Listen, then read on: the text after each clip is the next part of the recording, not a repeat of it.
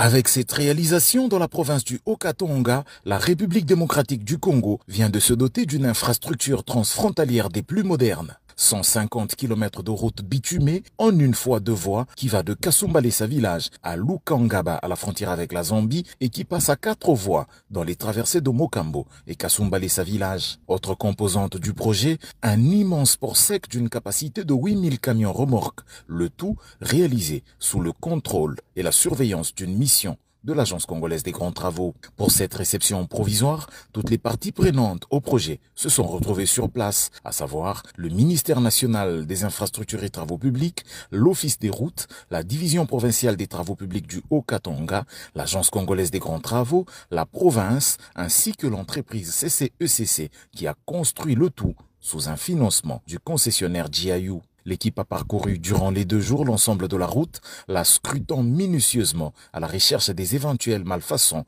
afin de faire des propositions d'amélioration. Il a été noté quelques besoins d'amélioration, notamment dans la disposition des panneaux de signalisation et un besoin de renforcer les accotements de la route dans les zones à forte pente. Au port sec, l'équipe s'est divisée en 4 groupes afin d'investir idéalement cette immense zone construite. Moderne, ce port sec a au centre la zone administrative, les hébergements et les banques.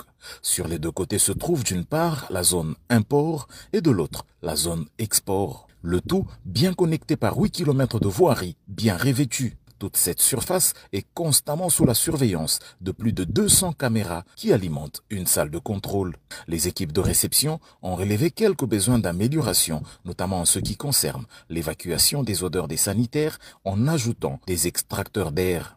Il a également noté le besoin d'appliquer de la peinture à huile sur les murs intérieurs afin de les rendre nettoyables. Au dernier jour de ce travail, les parties prenantes ont signé un procès-verbal attestant cette réception provisoire. C'était au siège provincial de l'ACGT au Grand Katanga.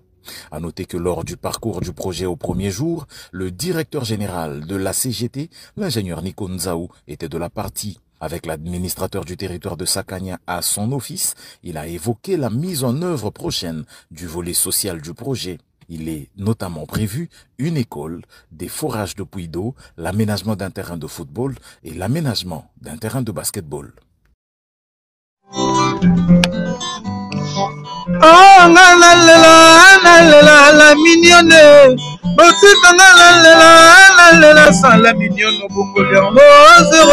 Le bezala qui n'a dit c'est un deux on a un yango pesa pour ça pour songi sanga bébé na mouluma basala ba chaussée kaka pour na voiture